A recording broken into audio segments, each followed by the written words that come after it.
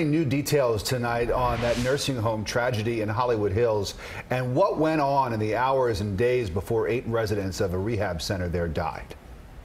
And we have CBS 4 News team coverage of this story, beginning with CBS 4 investigator Jim DeFede. And Jim, you've been working on this since the story broke. So what have you learned about the timeline? I know you've been digging into that. Yeah, so obviously we've heard from various authorities, from the police, from those who are investigating this. And we had a brief statement from the facility itself, the nursing home. Well, today they put out a timeline of events, and I'm going to get to that timeline in a second. But first, I can report something new.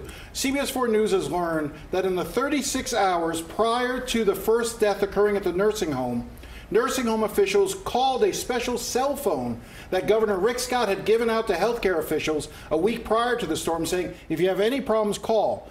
3 different calls went to that phone to try to ask for assistance, to say they needed help because they were not getting a response that they needed from FP&L.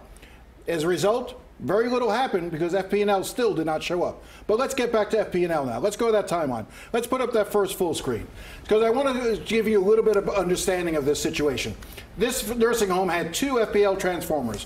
One powers the life safety systems. The other deals with the air conditioning unit. Now let's go to the first day when the storm hit on Sunday, September 10th.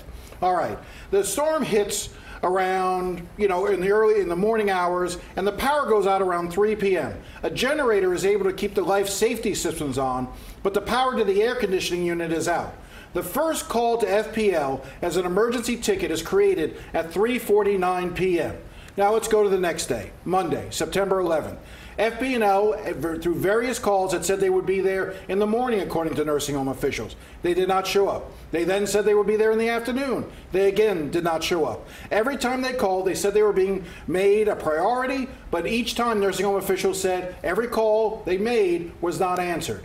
This is the time frame in which the first call to the governor went out. It went out, according to what I was told, the first call to the governor went at 5:34 p.m. to the governor's cell phone. The governor's cell phone, nobody picked up, but it was returned by the State Operations Center, who told them they would contact FP&L and try to expedite things. Nothing happened as a result. Again, FPL did not come out. Let's go on to the next day, Tuesday, September 12th. FPL again told administrators that they would fix the transformer Tuesday morning. That did not happen. FPL again was contacted. The nursing home has kept logs that they say show every time they contacted FP&L and were given new ticket numbers and made a priority, but nobody would show up. Now, the center administrators called FPL repeatedly all through the day. They kept getting the Emergency Operations Center in Tallahassee, and they made 2 more calls on Tuesday to the governor, one at around 9 in the morning and one closer to noon, asking the governor and telling him, we need assistance. Nothing happened. Now, let's go to last day, Wednesday. This is when the deaths occurred. The first calls to paramedics started coming in around 1 in the morning. Now, one of the interesting things that we're now learning is when paramedics showed up at one point at around 4:30 in the morning, there was somebody who was having a heart attack, but that person had a DNR, do not resuscitate, so that person died. While the paramedics were there, a second person went into cardiac arrest. That's when paramedics and the hospital officials began saying to release this a larger tragedy, and that's when it's in like a 4-hour window that hospital officials say these patients went downhill quickly.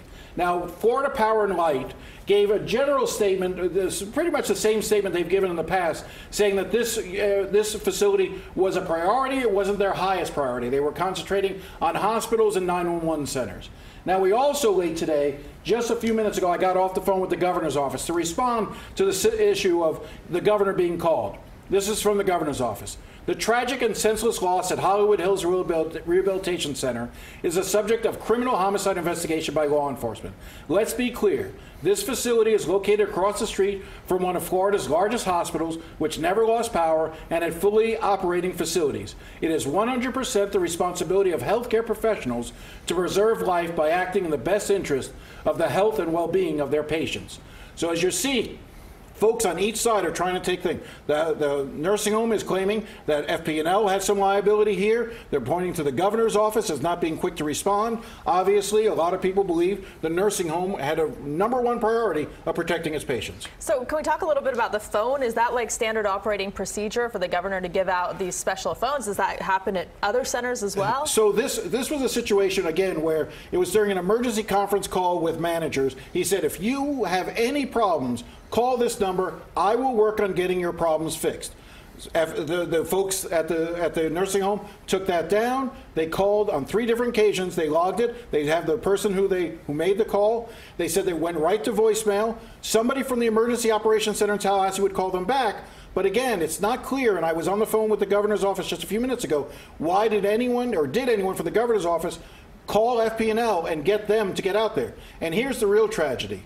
Once FPL arrived, which was after the bodies were removed and after you had the situation with everyone evacuated, it took FP&L 20 minutes to fix the problem because all it was tripping a breaker. Wow. So it could have been solved so quickly. Could have been solved like that. And maybe those lives could have been saved. Did we try calling that number that the governor We did. allegedly gave out to people? And what happened? Went right to voicemail. Huh. And also, it doesn't explain, right, why they didn't just go across the street or across the parking lot to the hospital.